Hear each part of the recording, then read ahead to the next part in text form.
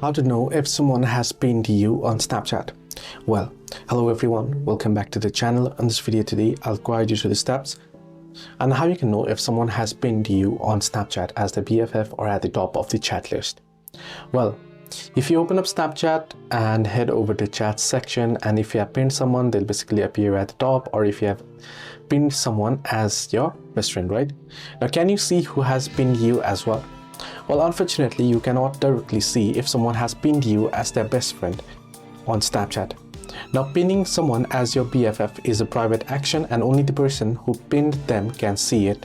However, if the person you pinned as your BFF is also a Snapchat Plus member and they also have pinned you as their BFF, you will both see a special best friends forever emoji, the heart with a fire emoji, on your chat feed and friendship profiles. So that is the only way to know if someone has pinned you.